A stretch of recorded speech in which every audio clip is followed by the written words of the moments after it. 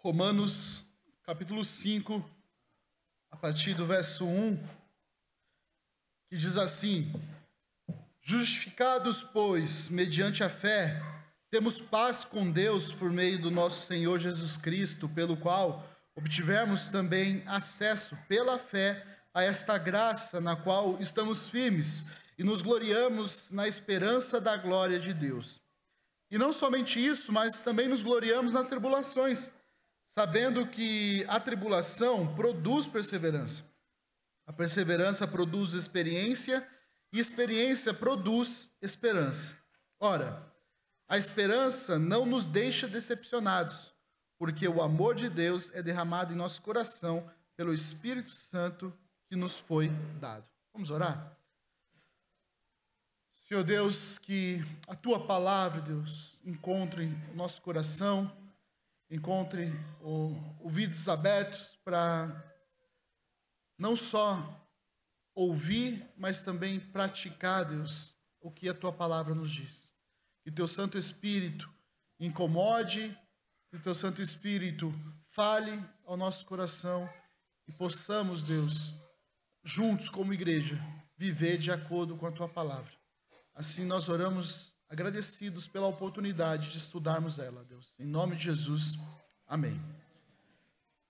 Meus irmãos, estamos fazendo uma série de estudos a respeito do livro de Romanos, e nós já iniciamos desde o capítulo 1, percorremos por todos esses capítulos que antecedem esse que nós lemos, e se você de repente está começando agora, ou viu somente as últimas pregações, todas elas, desde o capítulo 1, estão no YouTube e Spotify da igreja, e você pode acompanhar essa série de estudos.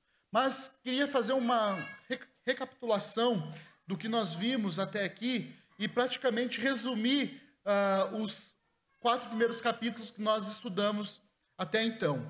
No capítulo 1, meus irmãos, Paulo vai falar a respeito da ira de Deus. Essa ira que se revela no céu diante de todas as impiedades, diante das pessoas que não vivem de acordo com a vontade de Deus. E ele vai concluir o capítulo 1 dizendo que todos os seres humanos são indesculpáveis diante de Deus. No capítulo 2, havia provavelmente alguns hipócritas ali que achavam que somente um grupo de pessoas estava debaixo da ira de Deus. E ali, na verdade, eles descobrem por meio dessa carta de Paulo, do ensinamento de Paulo, que na verdade todos estão debaixo dessa ira de Deus. Não somente os gentios, mas também aqueles que são considerados, por Paulo aqui como hipócritas. E no capítulo 3, Paulo conclui trazendo os judeus, todos os gentios, todos sem exceção, estão debaixo da ira de Deus, por conta do pecado. E ele fala lá, não há um justo, não há um sequer, não há quem queira a Deus. E aí no capítulo 4, então, ele fala, utilizando a própria palavra, utilizando a própria Bíblia, que nós não somos justificados pela lei, e nem pelas obras, e sim somente pela fé em Cristo Jesus. Então é isso que nós vimos praticamente resumido, nesses 4 capítulos. Então, diante de tudo isso, está declarado, nós somos pecadores, nós não podemos pagar essa conta que é muito alta. Nós precisamos confiar em Cristo Jesus, ou seja, precisamos confiar em alguém fora de nós para fazer isso. E por isso que Paulo diz que aquele que crê é justificado. A fé em Cristo Jesus que nos justifica. E por isso não há condenação para aqueles que crêem. Agora, Paulo fala para aqueles que passaram por esse conhecimento, para aqueles que confiaram em Cristo, que depositaram. Nós falamos na última pregação sobre essa confiança que Paulo diz aqui. A confiança em Cristo, a fé verdadeira, ela tem consequências, ela produz frutos da fé verdadeira. E agora, Paulo vai falar que também a justificação tem benefícios na vida do crente. E você saberia dizer quais são os benefícios da justificação para a vida cristã? Se alguém te perguntasse quais são os benefícios de você ser justificado? É isso que Paulo vai falar hoje, vai falar nesse texto, e hoje nós vamos expor do capítulo 1 aqui, do versículo 1 até o versículo 5. Então, vou pedir para você manter a sua Bíblia aberta e acompanhar comigo a leitura e a exposição desses textos. Olha só, Paulo inicia dizendo: justificado, pois, mediante a fé, temos paz com Deus. Este pois, portanto, no começo do versículo, traz uma bagagem de tudo aquilo que Paulo estava falando até aqui. Tudo aquilo que Paulo ensinou até aqui. Em outras palavras, Paulo está dizendo: estamos certos, sem dúvidas, estamos convictos agora de que a justificação é só por meio da fé. Nós precisamos concluir essa etapa. Nós precisamos entender que a justificação não pode ser pelas obras, não pode ser pela lei, mas somente pela fé. Estamos postos? Entendemos? Compreendemos a respeito disso? E aí ele fala: sim, já que somos justificados, pois, mediante a fé, ele vai dizer as consequências disso. Então, diferente do que alega, por exemplo, o catolicismo, o homem pode ser justificado agora. O homem pode ter a justificação. Aquele que coloca a confiança em Cristo passa a ser justificado diante de Deus. O próprio Jesus disse: aquele que crê já passou da morte para a vida. Você já pode viver essa experiência de ser justificado. Ou seja, não existe ainda o purgatório, não existe um lugar onde você pode pagar ainda os seus pecados, porque Cristo já pagou por todos os pecados. E a gente pode viver na certeza disso. Então, meus irmãos, quando a gente fala de justificação, nós precisamos sempre lembrar que a justificação, ela é um ato declaratório de Deus e não um processo. Então, ou seja, uma vez justificado, você é justificado. Nós não estamos sendo justificados. Deus nos declara justos no seu tribunal. Não é algo que Deus faz em nós. Olha que importante isso. A justificação não é algo que Deus faz em nós, mas é algo que Deus faz por nós. Então, é algo externo, não é algo interno. É uma obra completa, é uma obra pronta que Deus faz por nós, por meio de Cristo. Então, a justificação é uma declaração. Você é justo ou você não é. Então, a justificação é uma declaração, não é o que acontece internamente é a nossa regeneração, é a nossa santificação. Mas justificação é algo externo, é Deus te declarar justo. E como que ele faz isso? Por meio de Cristo, né? Então, quando a gente olha essa palavrinha que Paulo está utilizando aqui, o termo está no passado, tendo sido justificado, ou seja, já aconteceu. Nós recebemos essa justiça quando nós cremos. Então, Cristo Jesus já morreu pelos seus. E nós recebemos então essa justiça no momento que nós cremos. Paulo diz que nós, sabendo então que a justificação é pela fé, e nós temos fé, então nós somos justificados. É como se ele dissesse assim: olha, sabemos, pronto, tudo que nós falamos aqui, entendemos que a justificação é somente pela fé. Eu e você temos fé, então somos justificados. Por isso agora, vamos abordar os benefícios dessa justificação. Vamos falar sobre qual é a consequência, quais são os frutos dessa justificação. E o primeiro benefício que Paulo declara aqui de cara é que nós temos paz com Deus. Acabamos de cantar, né? Ou melhor, o irmão Marcos leu aqui na introdução do culto que o castigo que nos traz a paz estava sobre ele. Olha essa paz que Paulo está declarando aqui. Porque aquele que é justificado, o primeiro benefício e talvez o benefício mais maravilhoso que nós temos, que podemos receber, é de ter essa paz com Deus. Meus irmãos, olhem a diferença de status que Paulo está declarando aqui. Quando a gente lê o primeiro capítulo, lembra que nós falamos? Todos estão debaixo do quê? Da ira de Deus. Mas agora, por meio de Cristo, justificados, nós não estamos mais debaixo dessa ira. Nós estamos agora debaixo da paz com Deus. Nós temos relacionamento com Deus. Lembra da situação do homem? Desde o capítulo 1, Paulo está dizendo que todos pecaram e estão afastados de Deus. Não há nada que nós possamos fazer. Não há nada que nós possamos cumprir para agradar a Deus. Então veja, você é pecador. Nós somos pecadores. Nós nascemos pecadores. No ventre da nossa mãe, né, não é isso que Davi fala? No ventre, eu já era pecador. Eu fui concebido pecador. Então, isso é um ponto sem dúvidas na palavra de Deus. Nós somos pecadores. E o Novo Testamento, ele vai justamente descrever essa condição natural das pessoas decaídas como inimigas de Deus. É assim que o Novo Testamento fala. Porque nós estamos debaixo da ira, porque nós somos pecadores, nós somos inimigos de Deus. Ou seja, a ira de Deus, ela reina sobre toda a injustiça.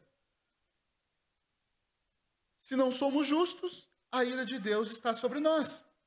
E esse aqui é um ponto muito importante a destacar, porque a herança da teologia liberal do século XIX vai tentar descartar o máximo possível o entendimento sobre a ira de Deus. Não, porque Deus não é um Deus irado. Veja, Deus é um Deus de amor. Deus não é um Deus punidor. Deus não é um Deus que condena. E essa herança teológica liberal é a que tem atendido a maioria das igrejas hoje. Um Deus de amor. Deus é amor. Deus é amor. E não entende que dentro do amor de Deus existe a sua ira santa sobre o pecado, sobre o que é mal, o que é ruim. Então, só há ira onde a paz não reina. Deus, ele é santo, tão santo que não suporta contemplar a iniquidade. Há uma repulsa divina, há uma repulsa básica no caráter de Deus por aqueles que estão empenhados no pecado todos os dias da sua vida. Deus não aprova, Deus não aceita e Deus não tolera o pecado. Isso significa que nós necessitamos de reconciliação. E eis as boas novas, porque as boas novas nos apresenta isso. E Paulo trata sobre isso desde o capítulo 1. As boas novas é que Cristo Jesus, alguém fora, alguém que não está vivendo nesse mundo, nesse sistema pecador, alguém que veio santo e permaneceu santo neste mundo, alguém que é filho de Deus, o único filho de Deus, pôde vir então à terra e dar a vida por nós, pagar os nossos pecados. Essa é boa nova. Você é pecador, você está afastado, está condenado. O salário do pecado é a morte, você merece a morte. Mas Cristo Jesus veio ao mundo. Essa é a boa notícia, para que todo aquele que nele crê não pereça, mas tenha a vida eterna. Paulo fala de uma paz aqui que não é uma paz subjetiva, ou seja, não é uma paz de sentimentos, mas é uma paz objetiva, ou seja, nosso status muda diante de Deus. Antes eram inimigos, estávamos debaixo da ira de Deus, mas agora nós somos amigos. Agora estamos em paz com Deus. Existia uma guerra, porque Deus guerreia contra o pecado. Deus não aprova o pecado, então lógico que nós fazemos parte dessa guerra. Mas agora, em Cristo Jesus, nós não somos mais inimigos, somos amigos de Deus. Agora não vivemos mais nessa guerra, mas vivemos na paz, em comunhão com Deus, e nós experimentamos tudo isso, não por aquilo que nós somos, ou por aquilo que nós fazemos, ou temos, mas olha a continuação do verso que Paulo diz aí no verso 1, temos por meio do nosso Senhor Jesus Cristo. Meus irmãos, por intermédio do sacrifício de Cristo, a barreira que nos separava do amor de Deus, da comunhão com Deus, essa barreira foi destruída. Todas as religiões do mundo tentam encontrar essa paz de Deus por meio de seus próprios esforços. Mas o mundo nunca encontrará essa paz por si próprio. Nunca. Somente Jesus pode nos dar a verdadeira paz. E é o que ele faz. Quando nós lemos João 14, 27, olha o que Jesus diz: deixo com vocês a paz. A minha paz lhes dou. Não lhes dou a paz como o mundo a dá. Que o coração de vocês não fique angustiado nem com medo. Porque eu lhes dou a verdadeira paz. Somente Jesus pode nos entregar, nos dar essa verdadeira paz. Então, a justificação se dá por aquilo que Cristo fez. Não somos justificados com base na obra que fazemos, mas na obra que Cristo fez na cruz por nós. Por isso que Paulo diz aqui que tudo é por meio dele. As bênçãos, a vida eterna, tudo é por meio de Cristo Jesus. Meus irmãos, olha que termo maravilhoso também utilizado por Paulo aqui. Jesus Cristo, nosso Senhor. Somos a sua propriedade. Nós temos um dono agora. A Bíblia diz que quando nós nascemos filhos da ira. Nós pertencemos a este mundo, a esse sistema. Mas em Cristo Jesus, agora nós pertencemos totalmente a Deus, ao nosso Senhor Jesus Cristo. A palavra aqui é doulos, para escravos, que Paulo sempre vai citar. A palavra doulos, declarando que ele é um escravo perante o seu Senhor. Ele é o Senhor, ele é quem manda, é ele que dirige a nossa vida. E Paulo declara, Jesus Cristo, tudo isso acontece por causa do nosso Senhor, o nosso Salvador, somos sua propriedade. E agora nós temos paz com Deus. Se alguém perguntar para você, qual é o benefício de ser justificado? Essa já é a primeira resposta que você pode dar para ele. Tenho paz agora com Deus. Eu tenho paz com o dono, com o Criador de todas as coisas. Veja mais benefícios dessa justificação, verso 2. Pelo qual obtivemos também acesso, pela fé, a esta graça na qual estamos firmes. Meus irmãos, se a paz é uma bênção passada, consumada no ato da justificação, agora nós temos acesso à graça da justificação. Isso é um privilégio presente, isso é um privilégio contínuo. Os judeus, eles eram separados da presença de Deus pelo véu no templo. Os gentios, eles eram mais separados ainda porque os muros do templo não permitiam a entrada deles naquilo que nós entendemos na presença de Deus do Antigo Testamento. Só que quando Jesus morre, esse véu é rasgado. Quando Jesus morre e ressuscita, o muro é destruído. É isso que Lucas 23, 45 diz. E o véu do santuário se rasgou pelo meio. É isso que Efésios 2,14 fala. Porque Ele é a nossa paz. De dois povos, Ele fez só um na sua carne e derrubou a parede de separação que estava no meio, a inimizade. Essa é a obra de Cristo na cruz, que gera em nós, permite a nós agora termos comunhão com Deus, comunhão que nós não podíamos ter, porque havia inimizade, porque havia um muro que nos separava de Deus. Mas agora não, por meio de Cristo Jesus, nós somos introduzidos à presença de Deus. É por isso que eu e você hoje estamos aqui. É por isso que a igreja pode se reunir diante da presença de Deus, podendo louvar, adorar, prestar o culto a Ele, porque nós estamos na presença de Deus por causa de Cristo. Ele rasgou esse véu, Ele quebrou esse muro que nos impedia de estar na presença de Deus. E agora podemos estar por meio de Cristo. no Antigo Testamento, somente os reconhecidos como justos poderiam entrar na presença divina. Agora Cristo é aquele que nos conduz à presença de Deus. Ele é o nosso acesso à graça de Deus. Meus irmãos, olhem para a história da criação, desde lá do Éden, como eram maravilhosas as declarações desse relacionamento que o homem tinha com Deus, na presença de Deus. E durante muitos e muitos anos, esse relacionamento estava quebrado. Deus não deixou de estar presente, mas a sua presença era de juízo, era de ira, que se revela no céu contra todos aqueles que não vivem de acordo com Deus. Mas agora não. Por meio de Cristo Jesus, esse relacionamento que estava quebrado, ele é restaurado. O relacionamento que nós não podíamos ter, Cristo Jesus restaura para que possamos ter com Deus livre acesso.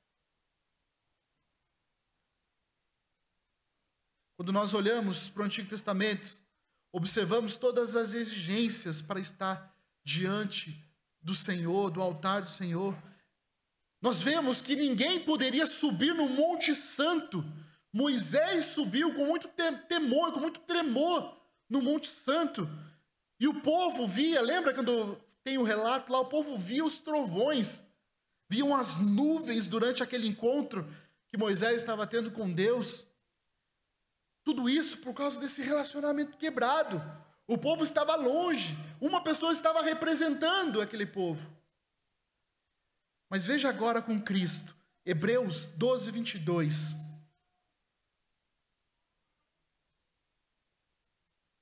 Veja agora com Cristo o que é a igreja resgatada pelo seu sangue. Hebreus 12, 22. Agora vocês chegaram ao Monte Sião e à cidade do Deus vivo, a Jerusalém celestial e a milhares de anjos. Vocês chegaram à assembleia festiva, à igreja dos primogênitos, arrolados nos céus. Vocês chegaram a Deus, o juiz de todos, e aos espíritos dos justos aperfeiçoados, e a Jesus, o mediador da nova aliança, e ao sangue da aspersão, que fala melhor do que o sangue de Abel. Nós nos achegamos a Deus.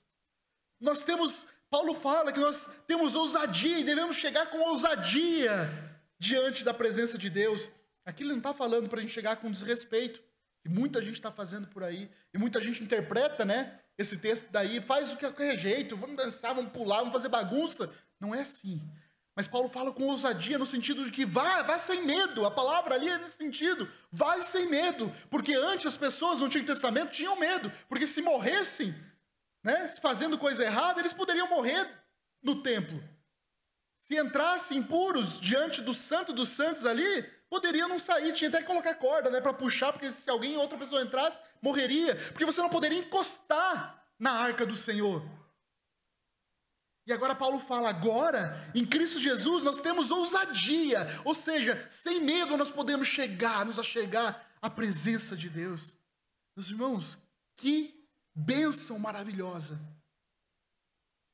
que acontece àqueles que são justificados por Deus, que recebem a justificação do Senhor.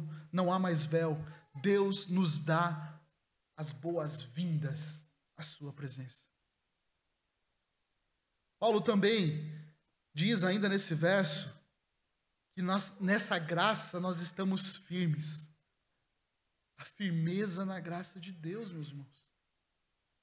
Olha que declaração, não é como é pregado por aí, por muitas igrejas onde você pode cair da graça. Veja, quão claro, estamos firmes nela, porque Deus nos tocou.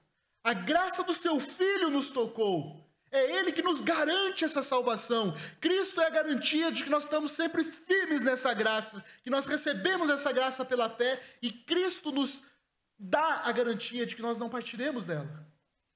Porque em Cristo nós estamos. Paz, acesso à graça de Deus. E mais um fruto da justificação aqui na sequência do versículo Paulo diz, e nos gloriamos na esperança da glória de Deus. Veja, meus irmãos, mais uma vez, se paz nos leva ao passado, o acesso à graça de Deus se relaciona ao presente, a experiência, a esperança que Paulo fala aqui da glória está atrelada ao nosso futuro. A expectativa do que nós seremos eternamente, da onde viveremos eternamente. Paulo está afirmando que uma vez que nós somos justificados, uma das coisas que mais nos encanta e nos causa alegria, que enche a nossa alma, é contemplar a glória de Deus. Nosso maior deleite está no caráter, na glória de Deus. Em outras palavras, Paulo quis dizer, nós, ao contrário de certas pessoas que se dizem justas aos seus próprios olhos, não nos gabamos de nossas próprias realizações, mas pomos toda a nossa confiança em Deus, nele, olha a palavrinha que Paulo usa, nele nos regozijamos, gloriamos na esperança da glória de Deus. É no Senhor que nós nos gloriamos. Essa glória de Deus indica a maravilhosa salvação que Deus preparou para aqueles que põem nele a sua confiança. 2 Timóteo 2,10 diz, por essa razão, tudo suporto por causa dos eleitos, para que também eles obtenham a salvação que está em Cristo Jesus, com glória eterna. Eu li de um pastor que, ao visitar um piedoso membro da sua igreja no seu leito de morte, perguntou para ele, o irmão está preparado para morrer? E com alegria, o irmão responde para ele, não, pastor, eu estou preparado para viver. Essa é a certeza, essa é a esperança certa, que quando morrermos, aí que nós viveremos eternamente, na glória com nosso Senhor Jesus. Como crentes, nós não podemos ter medo da morte, porque assim como Paulo diz, porque para mim, o viver é Cristo, o morrer vai ser lucro. Assim, essa esperança certa, você tem certeza disso? Você tem essa esperança certa? Você olha para a sua vida e diz assim, independente do que aconteça, a minha esperança é certa, de que estarei eternamente com Cristo Jesus, o que vier a acontecer é lucro. Meu viver aqui enquanto estiver vivendo é Cristo, é isso que Paulo está dizendo. Não tenho medo da morte, porque enquanto eu estiver vivendo é Cristo, mas se eu morrer, aí eu lucro mesmo, e aí eu vou estar eternamente com meu Deus, com meu Cristo Jesus. Isso é a esperança certa, meus irmãos, que eu e você, como crentes em Cristo Jesus, precisamos ter. Então, nós vimos até aqui 3 frutos da justificação. Olha só, paz, que é o efeito imediato, quando nós somos justificados. Graça, que é contínua, né? Nós estamos debaixo dessa graça do Senhor. E glória, que é o efeito final, que é quando seremos glorificados, estaremos eternamente com Cristo. Agora Paulo vai ensinar que a justificação não apenas nos prepara para o céu, mas também nos equipa para vivermos vitoriosamente aqui na terra. Olha só o que diz o verso 3. E não somente isso, ele está falando dos frutos da justificação que nós recebemos por sermos salvos em Cristo Jesus. E não somente isso, mas também nos gloriamos nas tribulações, sabendo que a tribulação produz perseverança. Acho que aqui já quebram de uma vez por todas aquilo que os falsos mestres têm ensinado nos dias de hoje, dizendo que cristãos não sofrem, que cristãos não podem sofrer. Olha o que Paulo está dizendo, nós não só sofremos, como nos gloriamos nisso. Salmo 34, 19 diz assim, muitos são as aflições do justo. Olha só, muitos são as aflições do justo, mas o Senhor de todas o livra. Ou seja, muitas e muitas são as aflições, não são poucas, mas temos a promessa de que Deus cuidará delas, que Deus estará conosco nelas. A palavra tribulação aqui que Paulo utiliza no grego é thlipsis, que significa pressão. Olha só, meus irmãos. Paulo está dizendo que nós nos gloriamos nas pressões, sabendo que as pressões geram perseverança, produz perseverança. Da mesma forma, o diamante é formado a partir do carbono sobre altas pressões, para se tornar puro, assim como o ouro, não é mesmo? A prata. Ele precisa passar por essas pressões para sair toda a impureza. Significa que a vida tranquila pouco gerará em nós perseverança, pouco gerará em nós amadurecimento. A resiliência, a pressão nos molda, nos ensina a persistir diante das dificuldades, a crescer mediante os desafios. Pressão de todos os lados tentarão sempre esmagar a fé do cristão. Nós devemos entender que essa é a vida do cristão. Tribulações, dificuldades, aflições, sofrimentos por causa da fé. Seja tribulações, seja sofrimento físico, espiritual, seja intelectual. A tribulação, ela é uma parte inevitável da vida cristã. Mas ela não é um fim em si mesma. Meus irmãos, nós não nos gloriamos no sofrimento ou por causa do sofrimento. Não é isso que Paulo está falando. Mas nos gloriamos por causa dos frutos que geram isso. Pelos resultados que se dão mediante a tribulação, ao sofrimento. A tribulação produz músculos em nossa alma. E aqui, meus irmãos, as tribulações podem incluir perseguições por causa da nossa fé, dificuldades de relacionamentos ao testemunho cristão no meio de uma sociedade que é hostil à fé cristã. Pode ser sofrimento por você obedecer à vontade de Deus ao invés de seguir o curso deste mundo.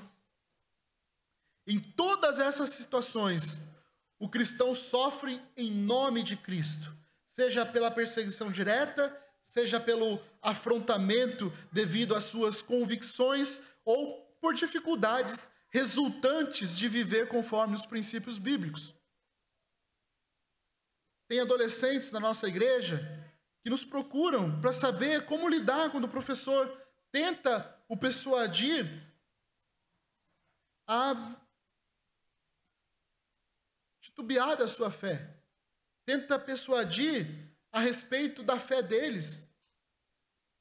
Tentam mostrar que Jesus não é exatamente aquilo que eles defendem. E, às vezes, já teve casos de adolescentes da nossa igreja dizer que suas notas foram rebaixadas por conta disso. A vida cristã é um enfrentamento de muitas pressões. Pressões do diabo, do mundo, das nossas fraquezas. Mas saiba que tudo isso são formas de fortalecimento espiritual. Isso gera firmeza, isso gera perseverança. É só importante a gente entender aquilo também que não é tribulação. Senão nós vamos sair daí, tudo que a gente faz é tribulação. Tropeçou na rua, olha que tribulação, o diabo tentando. Vou ter que fazer uma cirurgia agora no meu dedo. Veja, provações ou problemas de ordem pessoal ou material, como dívidas pessoais ou gestão inadequada daquilo que nós temos como recurso, não são tribulação. Esses problemas, muitas vezes, são decorrentes das nossas escolhas pessoais, da falta de sabedoria no gerenciamento da nossa vida. Embora cristão possa passar por dificuldades financeiras, isso não necessariamente significa que é tribulação, tá? Porque não se trata de uma perseguição pela fé, ou porque aconteceu por conta de uma perseguição e tudo isso está acontecendo. Muitas vezes é falta de discernimento, falta de controle, de cuidado com as nossas finanças. Muitos conflitos com colegas, com chefes, muitas vezes não são tribulações, mas é resultado de uma convivência humana desequilibrada em um mundo imperfeito. Às vezes os caras nem sabem, né, que você é crente, e aí você diz que é tribulação.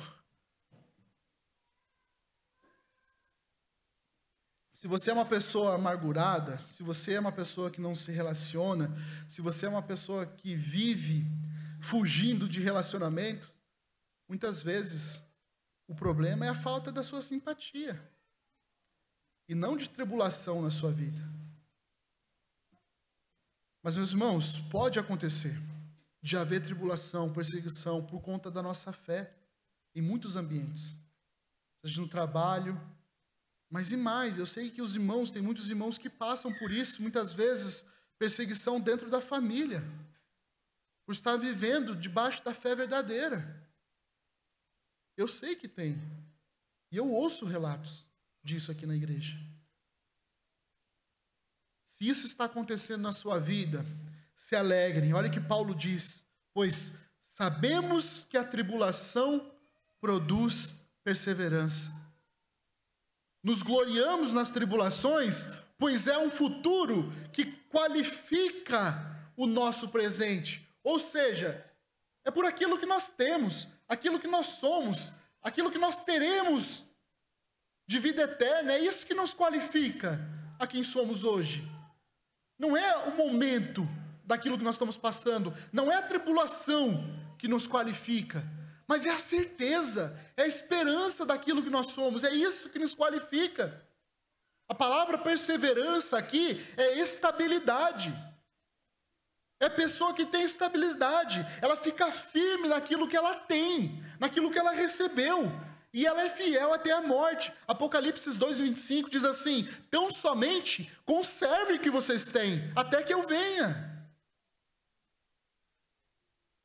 2:10 de Apocalipse diz: não tenha medo das coisas que vocês vão sofrer. Eis que o diabo está para lançar alguns de vocês na prisão, para que vocês sejam postos à prova e passem por tribulação de 10 dias. Seja fiel até a morte, eu lhes darei a coroa da vida. Isso é o tipo de perseverança que advém da tribulação. É o tipo de firmeza que vem por meio da tribulação. Jó disse que antes do seu sofrimento, ele conhecia Deus só de falar. E depois de tudo que ele viveu, qual que é a resposta? Ele olha para Deus e diz: o quê? Antes eu te conhecia só de falar, mas agora eu te conheço por experiência, por contemplar ao Senhor. Meus irmãos, a tribulação, ela nos gera experiência, perseverança, firmeza.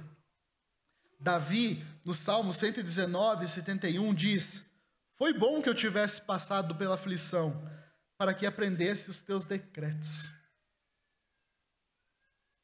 Olha que fruto maravilhoso, né, de você ser perseguido pelo Senhor. Eu já contei essa experiência, mas há uns anos atrás, eu e a Carol estávamos conversando sobre trazer filho ao mundo, né? E ela até mesmo falou assim: mas vai ser tão difícil para os nossos filhos. Imagine quanto que eles vão sofrer, né? Às vezes pode sofrer perseguição neste mundo tão hostil que estamos vivendo e tudo mais. E aí eu falei para ela: nós estaríamos privando os nossos filhos de serem abençoados, porque a perseguição, ela gera firmeza, ela gera amadurecimento na fé, e é um privilégio. Lá em Filipenses, Paulo vai dizer que privilégio é você ser perseguido em nome de Cristo. Meus irmãos, é bênção do Senhor. Se você está sendo perseguido por causa da sua fé, louve a Deus, porque você está sendo privilegiado. Paulo usa essa palavra, é um privilégio sofrer por conta de Cristo. E por fim, sabemos, verso 4, que a perseverança produz experiência. A palavra grega aqui é dokme, que traduzida é a mesma palavra de experiência, significa literalmente algo provado e aprovado. era a mesma palavra utilizada para descrever o metal quando é submetido ao fogo, com o propósito de tirar as impurezas, de torná-lo um metal provado, legítimo, um metal puro. Paulo está dizendo que nós não podemos conhecer ao Senhor só de ouvir falar, mas temos que experimentar a nossa vida diante dele, experiência. Agora nós temos vida com ele. Toda palavra, toda vez que você encontra a palavra conhecer a Deus na Bíblia, ele não está falando de um conhecimento intelectual, ele está falando de um conhecimento experimental, de estar junto, de viver, de experiência. Prova disso que Jesus fala assim, quando as pessoas chegaram, mas nós expulsamos demônio em teu nome, qual que é a resposta de Jesus? Afaste-se de mim, porque nem vos conheci. Será que Jesus não sabia do paradeiro dessa pessoa? Mas ele está falando de relacionamento, de intimidade. Isso é experiência com Deus. Isso é vivência com Deus.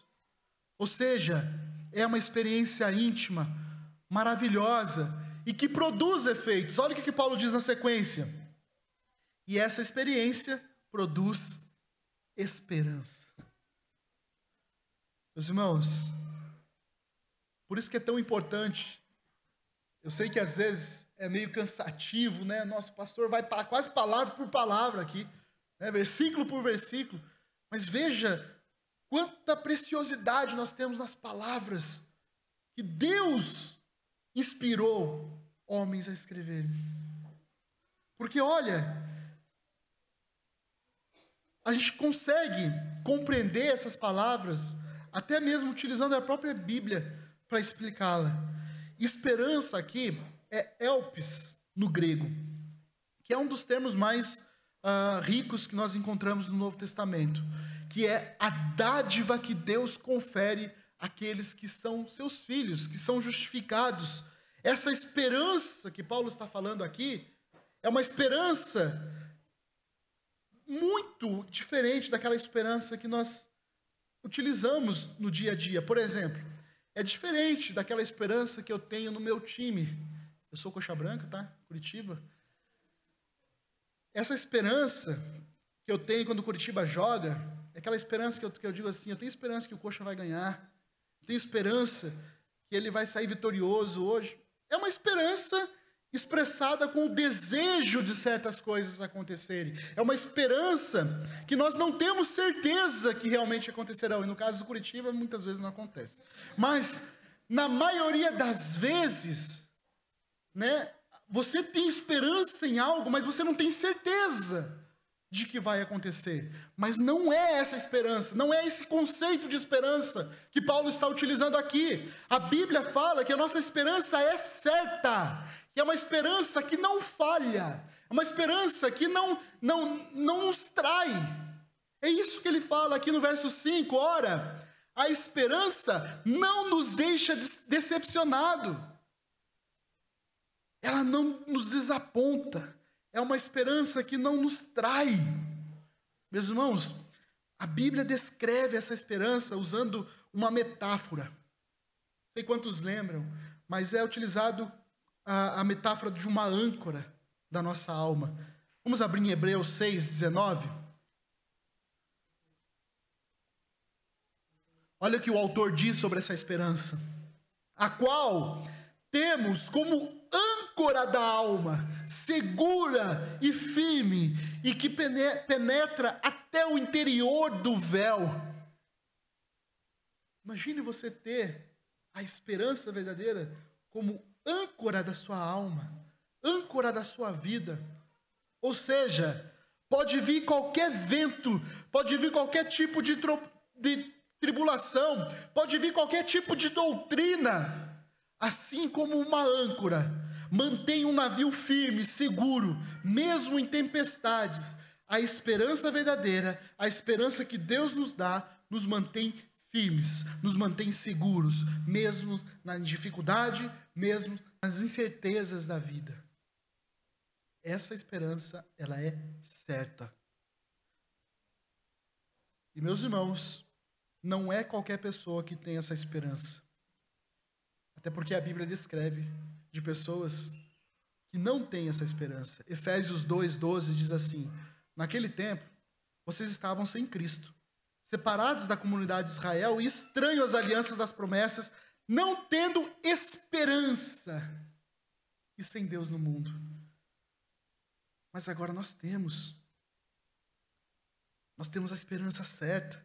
Somos amigos de Deus, somos parte do seu povo e temos a esperança certa. E há também pessoas que têm uma esperança enganosa.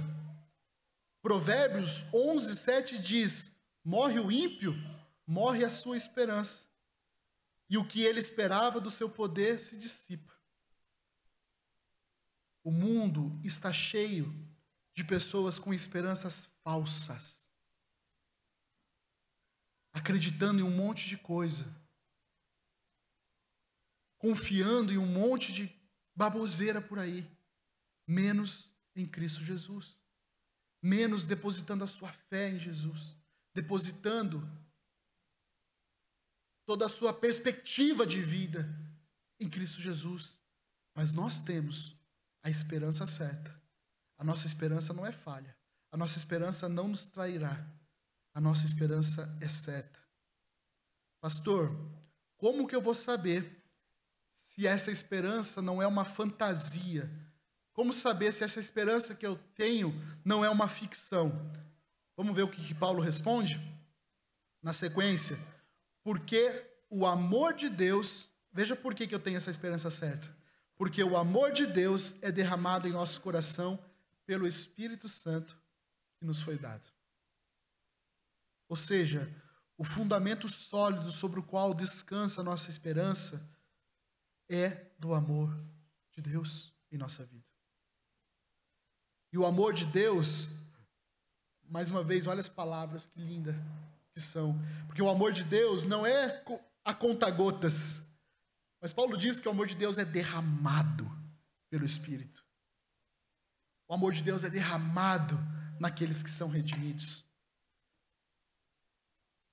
Amor e Espírito Santo são mencionados pela primeira vez nessa epístola. Fato é que apenas o Espírito pode nos comunicar esse sentimento do amor de Deus. Mesmo que pecadores ouçam 10.000 vezes falando sobre esse amor, não é por aí que a gente ouve: Deus te ama, Deus te ama, Deus te ama. Cristo Jesus deu a vida por você, Deus te ama, porque Deus amou o mundo. Essas pessoas, elas nunca vão receber, nunca experimentarão essa esperança ou o amor de Deus se o Espírito Santo não entrar no seu coração, se o Espírito Santo não fazer a obra redentora. Porque o amor de Deus, ele se dá por meio do seu Santo Espírito. Nós recebemos a graça desse amor, esse derramamento do amor de Deus por meio do Espírito Santo em nossas vidas. O Espírito Santo é o dispenseiro dos dons de Deus. A palavra aqui, nos foi dado, é dótenos, dotados, né? Algo no passado, algo que aconteceu. Então, nós recebemos o Espírito de uma vez para sempre, mas nós somos inundados com o amor de Deus constantemente. Nós recebemos esse amor de Deus todos os dias, quando nós levantamos, quando nós respiramos, nós estamos recebendo esse amor de Deus em nossa vida. Glórias a Deus, por meio do Santo Espírito, nós podemos ter a graça de Deus. Deus nos ama desde a fundação do mundo, e a promessa é que ninguém nos separará desse amor de Deus. Está em Cristo Jesus, o nosso Senhor. Essa é a promessa de Deus. Essas são as dádivas daqueles que são justificados. São poucas coisas, meu? Só a paz, já poderíamos sair daqui, deveríamos sair daqui pulando de alegria.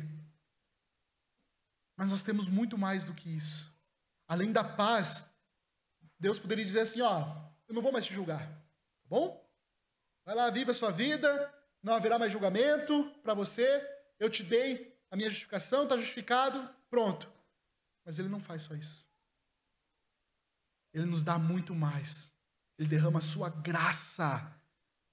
Meus irmãos, que amor é esse? Ele derrama o seu amor por meio do Santo Espírito. Ele derrama sobre nós essa esperança certa. Como é bom ser justificado por Deus. Amém? Vamos orar?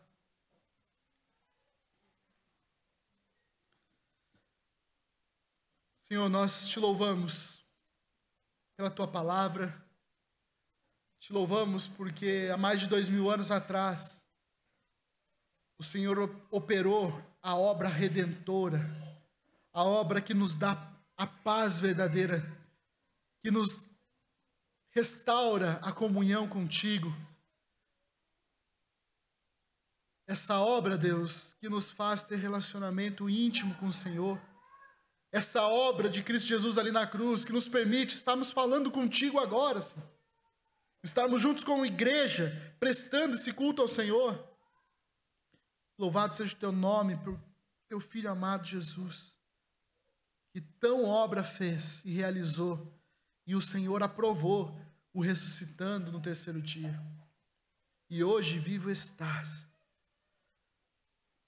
para nos dar acesso a essa graça do Senhor, para nos dar acesso à presença do Senhor, para nos dar a esperança certa, mesmo em meio à tribulação, a sofrimentos. Nós olhamos para essa esperança, porque essa esperança é certa.